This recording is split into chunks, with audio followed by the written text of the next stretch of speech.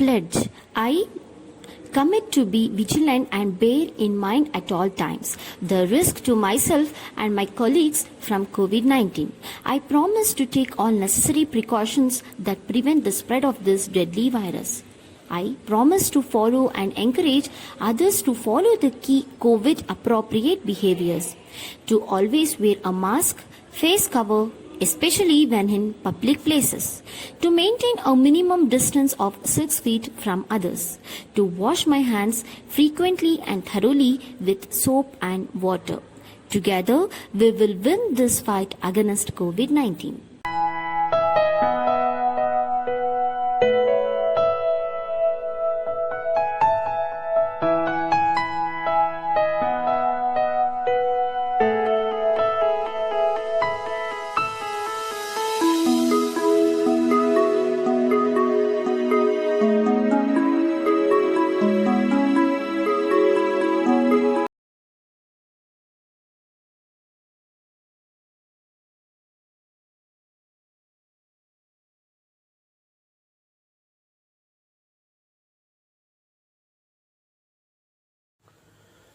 Good afternoon, students. Last class we talked about the new lesson, or we started the new lesson. So that was the beginning of the modern age in Europe. And I said in this lesson we will be talking about three major topics. So that will be the Renaissance, then Reformation, and we also will be talking about Industrial Revolution. So last class we just started with the concept called Renaissance. So in that we discussed some of the important things or some of the important aspects about the Renaissance. Okay, so especially we discussed a topic like the causes for the start of Renaissance. So in that two causes we had discussed. So that was the new trade routes which made Europe to enter into the modern world, and as well as the invention of printing press which made the Europe to enter into the modern world. And today's class we are going to talk, or we are going to discuss about the topic. So that is called impact of Renaissance. Okay, so impact of the Renaissance. So when this Renaissance was started in Europe, or when this modern age began in the Europe, so what are some of the changes that had taken up, or what are the changes that had taken place? That's nothing but we call it as an impact. Okay, so the impact of Renaissance. Okay, so there are three impacts here we are going to talk. Impact on literature, impact on art, and impact on modern science. And in that we are talking about the three personalities we will be talking in each field. In literature, we will be talking one of the famous personality, which already you all know, that is William Shakespeare. Then in art and architecture, we are going to talk about Leonardo da Vinci. And about scientists, we will be talking about, that is about Copernicus. Okay, that is one more personality, so which we are going to talk. Okay, still there are, but today, this year syllabus only these three personalities, so we are going to talk. So let us start one by one. So first we will talk on impact on literature. Okay, impact on the literature. It is been said that a new view of world as well as the humanity, okay, a new view in the world as well as humanity led to a new form of thought. So that new form of thought is nothing but a Renaissance humanism. Okay, so that Renaissance humanism is nothing but the period called rebirth or revival of Renaissance. So who started this Renaissance? That is humans. Okay, the humans' new view and their humanity turns into a Renaissance humanism. Okay, so that makes us to enrich our knowledge on different aspects. That is on literature, on art, and on science. Okay, and here it led to enrichment of certain languages. What? Renaissance humanism. Okay, Renaissance led us to come across various certain languages or various languages.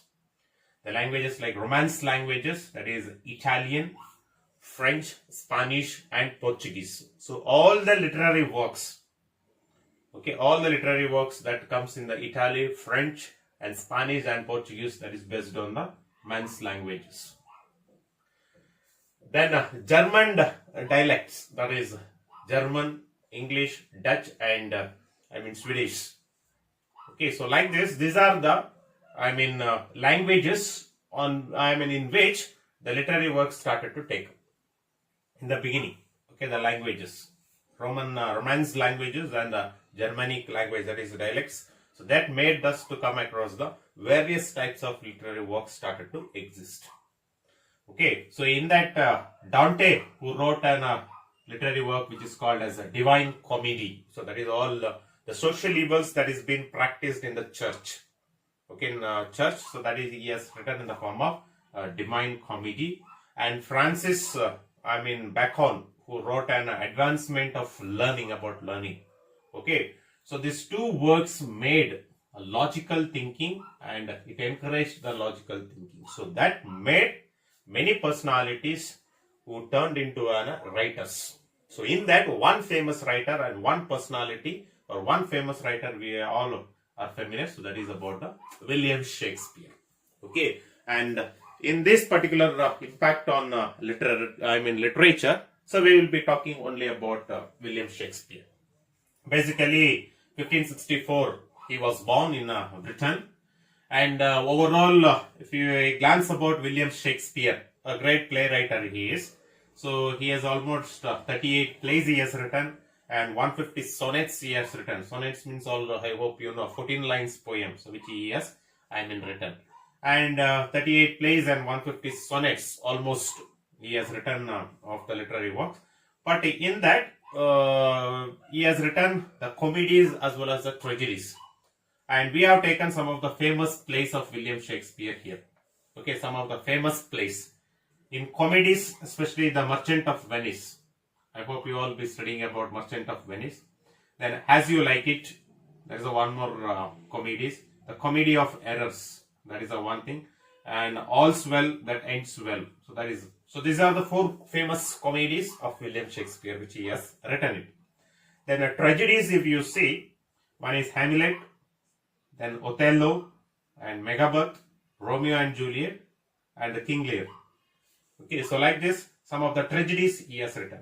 Okay, and by saying his all comedies or tragedies or his literary works, we can say about the William Shakespeare is all-time dramatist he is.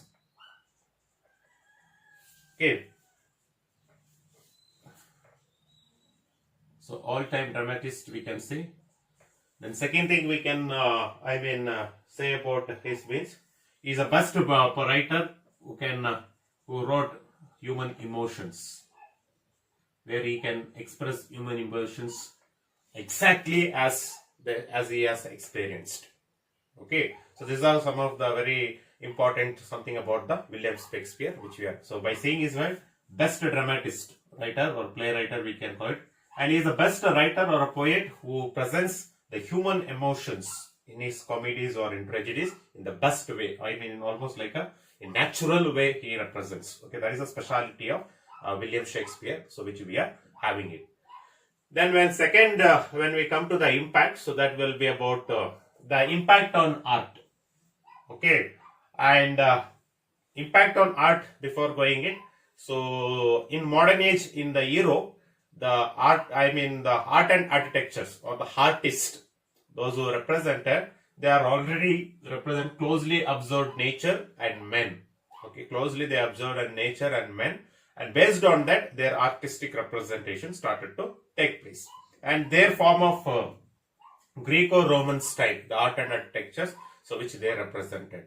And at the time of modern world, when it started in the Europe, we have two major the artists we can see at the time of modern world or beginning of the modern world in the Europe. That is, one is Leonardo da Vinci, and one more personality we are having, that is Michelangelo. So these are the two personalities who are one of the famous the artists which we can see it. But here we are talking only about the the one personality, so that is Leonardo da Vinci.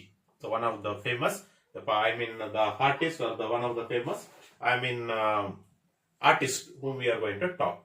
The first thing when we talk about him is an Italian artist, okay, Leonardo da Vinci, and he is called with the title that is multi-talented genius. Why he is called as multi-talented genius? If you see, he is not only a painter, he is not only a painter or an artist, but he is an architect.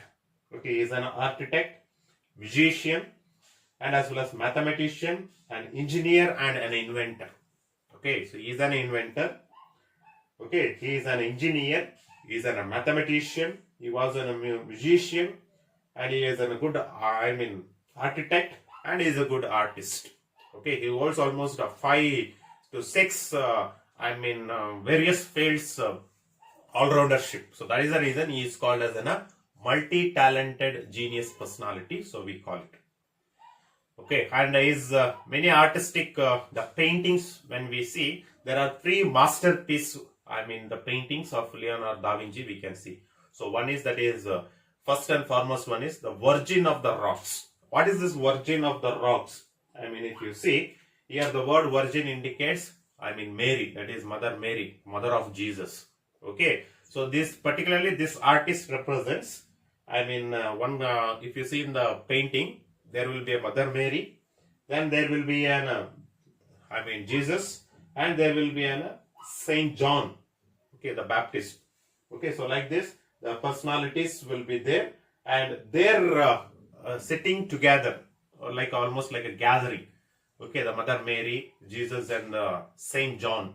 Okay, Saint John the Baptist. So these 3 personalities he has represented, and this speciality of this extraordinary, the skill of Leonardo da Vinci, you can see it in this particular the painting, and the subject is the Virgin of the Rocks. This almost it indicates a picture related to a church, and this of one picture represented or painting represents the Christianity, and that is the one of the best way he represented in the Virgin of the Rocks.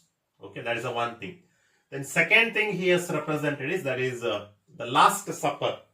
Okay, that is one of the famous painting of Leonardo da Vinci. So in which you can see, okay, in this Last Supper, so you can see where it is a Christian theme in the Bible, from Christianity Bible. So it is being taken.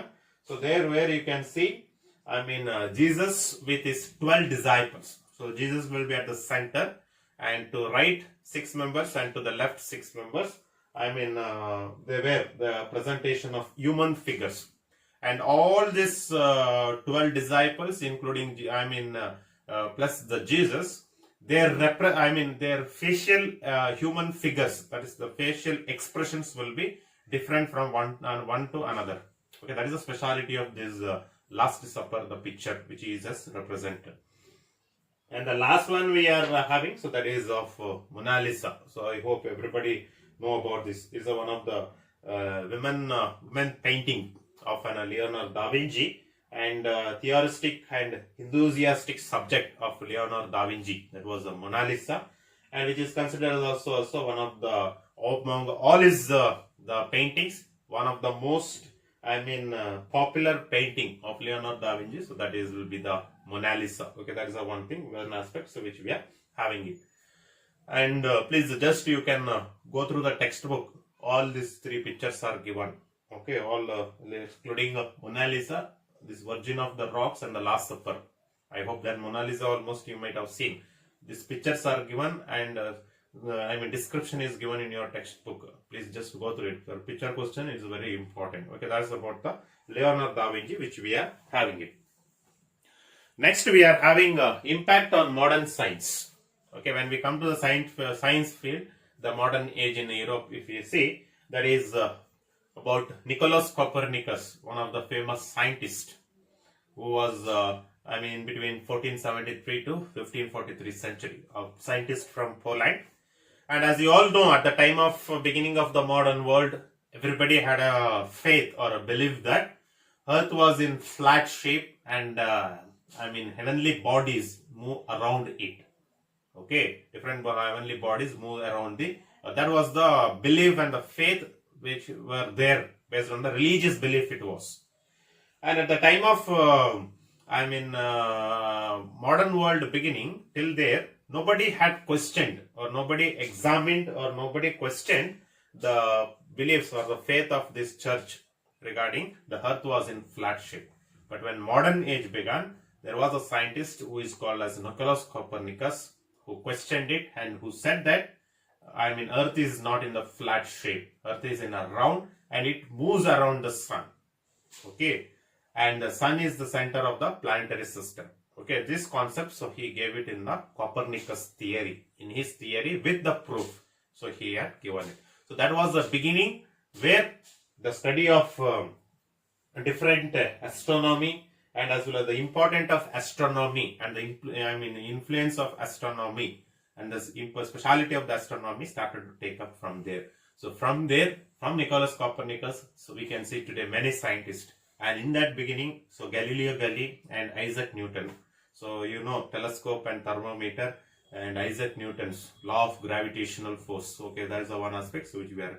So that's all about the impact of modern science or impact on art and impact on literature. So Renaissance, we are having it. So that's about the concept called Renaissance. So next class, so we will go with the next topic. So that will be a Reformation. So please go through the textbook once, especially the pictures. So you have to go through it once. Thank you.